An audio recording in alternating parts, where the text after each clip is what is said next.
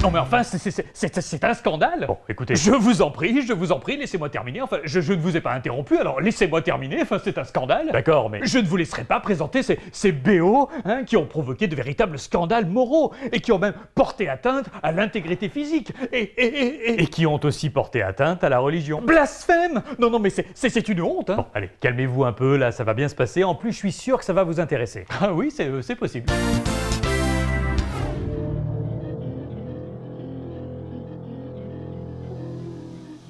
Voici donc un petit panorama forcément non exhaustif de BO qui ont suscité pas mal de polémiques, offensé des croyances et parfois même rendu malades les spectateurs. Oh là là, je sens que ça va choquer dans les chaumières, vous êtes pas prêts hein? Allez, on démarre avec ce que je qualifierais de musique du mal. La musique du mal, la musique du macho? Non, la musique du mal, M-A-L, c'est-à-dire les BO qui ont donné une aura fascinante à la violence, voire même au diable lui-même. Ah, ça fait moins les malins, hein? C'était quoi ça? Quand Stanley Kubrick décide en 1971 d'adapter le roman déjà très controversé d'Anthony Burgess, il sait pertinemment que son film va déranger. Pourtant, Orange Mécanique, ça raconte juste les petites balades d'un jeune un peu foufou. Bon, d'accord, c'est un gros malade mental, mais enfin il a de bons côtés. Tiens, il aime bien la musique classique par exemple, et en particulier Beethoven, c'est bien ça?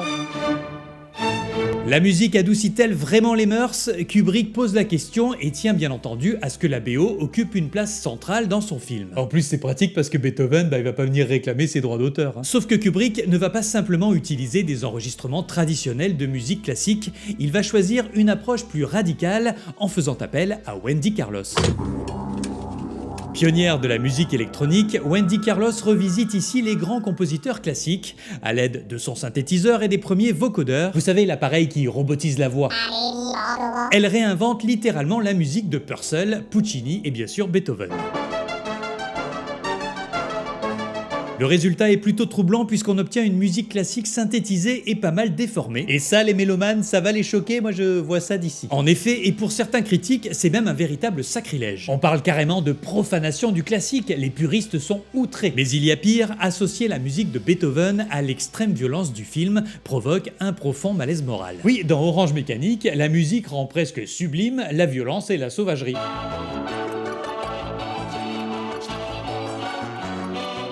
Une esthétisation du mal qui, à l'époque, constitue un véritable scandale culturel. Et même si la plupart des critiques se focalisent sur la brutalité du film, la BO est régulièrement citée comme l'un des éléments qui rend l'œuvre profondément déstabilisante.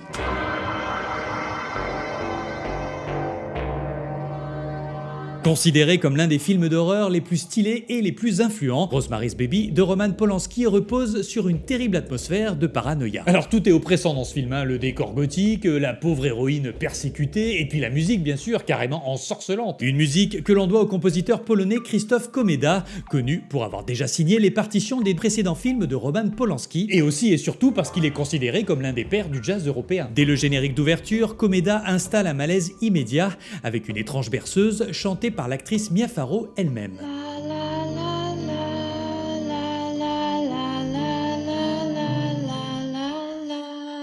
C'est joli cette petite valse pour enfants. Enfin, on dirait un peu une incantation démoniaque. Hein. Cette berceuse de Rosemary revient tout au long du film sous différentes formes, parfois douce et rassurante et parfois franchement inquiétante.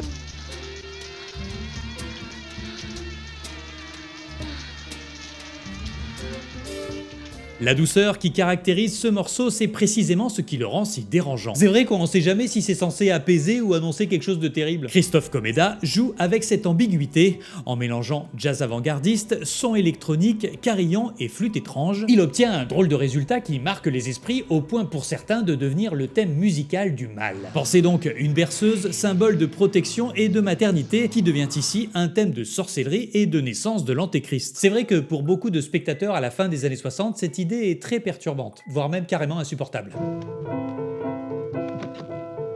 Et ça va même encore plus loin car pour certains superstitieux, c'est carrément le chant du diable. Ah oui, on parle carrément d'une véritable musique maudite. D'ailleurs, peu de temps après la sortie du film, une tragédie vient renforcer cette réputation. Lors d'une soirée, Krzysztof Komeda fait une chute accidentelle, il sombre dans le coma et malheureusement ne se réveillera jamais. Une coïncidence troublante et dramatique qui vient pour certains alimenter un peu plus la sombre légende qui entoure la BO de Rosemary's Baby.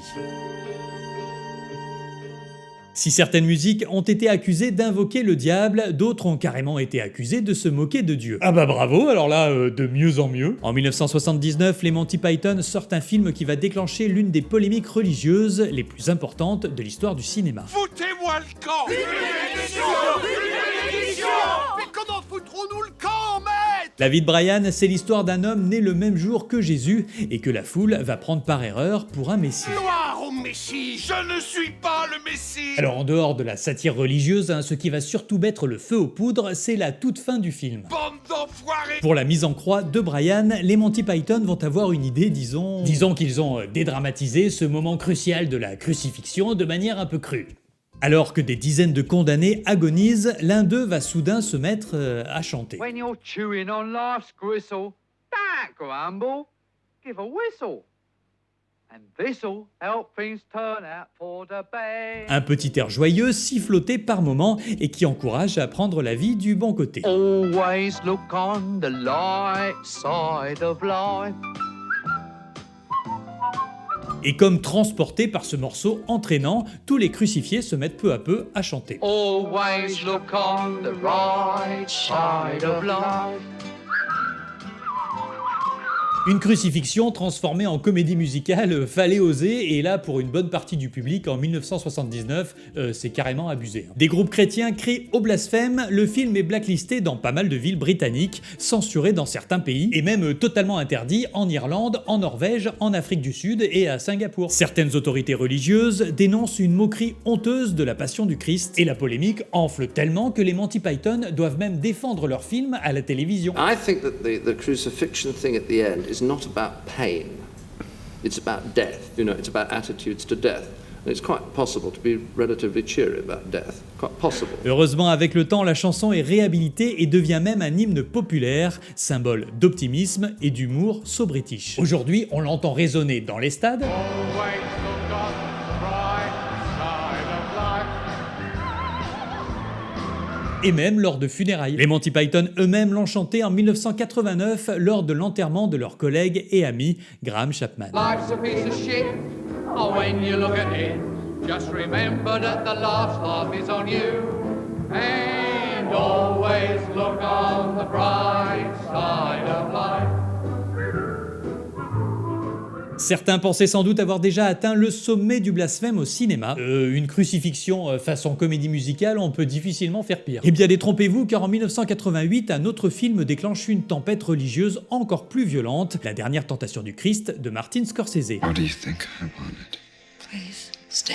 Bon d'accord, on y voit un Jésus profondément humain tiraillé entre sa mission divine et ses désirs terrestres. Un portrait qui pour certains croyants est forcément un sacrilège. S'ensuivent alors des manifestations, des appels au boycott, et au milieu de cette incroyable tempête médiatique, la musique est particulièrement en ligne de mire. Ah, c'est encore une histoire de comédie musicale? Alors non, mais on reste dans quelque chose d'assez inattendu, puisque Scorsese a confié la BO à Peter Gabriel, l'ex-membre de Genesis, qui a une idée très particulière en tête. Passion Record was an opportunity really to try as a writer to do a whole different sort of job than I usually do. Plutôt que de composer une musique religieuse traditionnelle, Peter Gabriel veut interpeller en créant une partition capable d'évoquer à la fois l'Antiquité et le monde moderne. Alors il mélange des instruments du Moyen-Orient, des percussions africaines, des chants soufis et aussi des textures électroniques bien sûr, parce qu'il aime bien ça. L'objectif, selon lui, est de traduire musicalement la dimension spirituelle et universelle de l'histoire, mais dans un contexte déjà explosif, cette approche va profondément choquer. Oui, car pour beaucoup, entendre des sonorités africaines, pakistanaises ou turques dans un film sur Jésus, c'est carrément de l'hérésie. La polémique est telle que la BO ne sortira qu'un an après le film, presque en catimini, et ironie de l'histoire, le disque deviendra un immense succès critique. Il remporte même un Grammy Award et reste aujourd'hui considéré comme l'une des BO les plus influentes jamais composées.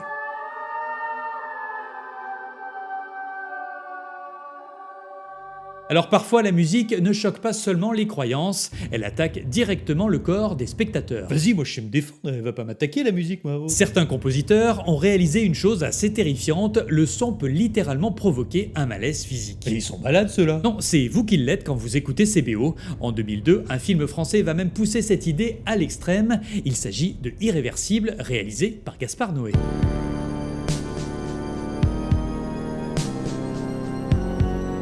Dès sa projection au Festival de Cannes, le film provoque un véritable choc. C'est scandaleux! Plusieurs spectateurs évoquent des nausées, des vertiges et des crises d'angoisse. Oui, enfin bon, ces réactions, c'est surtout parce que les images sont méga violentes. Bien sûr, mais il y a aussi un autre facteur bien plus insidieux, la musique.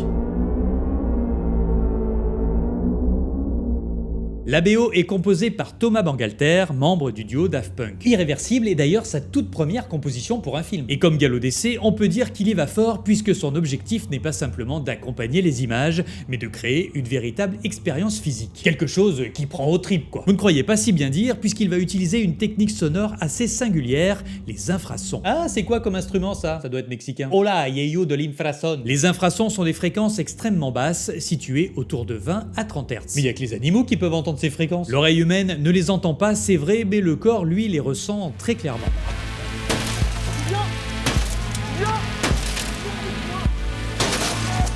Ces infrasons peuvent provoquer plusieurs réactions physiques, une vibration interne des organes, une sensation d'oppression et autres montées de stress. Trop sympa le compositeur de vouloir nous détraquer à ce point-là. Je me sens pas très bien, moi. L'ambition de Thomas Bangalter est effectivement de placer le spectateur dans un état de malaise physique en agissant directement sur son système nerveux. Tout est fait pour décontenancer et désorienter, en parfaite adéquation avec les images du film. Pour beaucoup de festivaliers à Cannes, l'expérience est globalement insoutenable. Déboussolant, tragique, ça donne la nausée. Et pour certains critiques, la BO d'Irréversible est une honte qui a le mauvais goût de manipuler physiologiquement le corps des spectateurs. Et pourtant, aussi violente que soit l'expérience sonore d'Irréversible, ce n'est pas la première fois que le cinéma utilise le son pour perturber. Oui, le son dans Le Petit Grille-Pain Courageux, ouais, ça m'a remué. Bien avant les infrasons, un réalisateur américain avait déjà compris que l'on pouvait créer un malaise physique en utilisant simplement un bourdonnement industriel. Le Petit Grille-Pain Courageux. Je parle plutôt d'Eraserhead, réalisé en 1977 par David Lynch. Malgré toutes les images troublantes du film, et il y en a une palanquée, ce qui a peut-être le plus marqué les spectateurs au fil des décennies, c'est l'univers sonore profondément dérangeant. Pour créer son paysage sonore, David Lynch ne veut pas d'une BO au sens traditionnel. Vous pouvez jamais rien faire comme tout le monde celui-là, c'est fou, hein? Lynch demande au concepteur sonore Alan Splett de concevoir une ambiance totalement inédite, un mélange de grondements, de bruits métalliques et de souffles mécaniques. Cette pression sonore ne disparaît jamais complètement et c'est précisément ce qui, là encore, a rendu l'expérience si inconfortable pour pas mal de spectateurs. C'est vrai qu'on a l'impression qu'on a laissé tourner le lave-linge. Lynch voulait que la BO agisse, je cite, avant même que le cerveau analyse l'image. C'est-à-dire qu'elle devait agir directement sur l'inconscient du spectateur. Avec ces sons particuliers qui se répètent inlassablement, la bande sonore veut littéralement plonger le spectateur dans un état proche de l'hypnose. Bah oui, au bout d'un moment, le cerveau finit par ne plus tenir compte de ces bruits et se met simplement à les subir.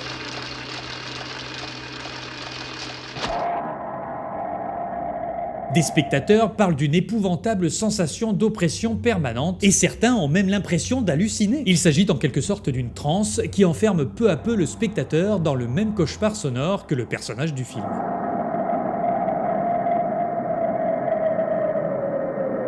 Je suis dans un cauchemar et je... Mais c'est scandaleux de se faire manipuler comme ça, arrêtez-moi ça tout de suite. C'est la fin de ce petit pêle-mêle des BO qui ont fait scandale, merci de l'avoir regardé. Bien sûr, on n'a pas fait le tour et on peut tout à fait envisager un autre épisode. C'est bon, je suis équipé, on peut lancer le chapitre 2. Si cette vidéo vous a plu, je vous invite à liker, à partager, à vous abonner et à laisser un petit commentaire sympa.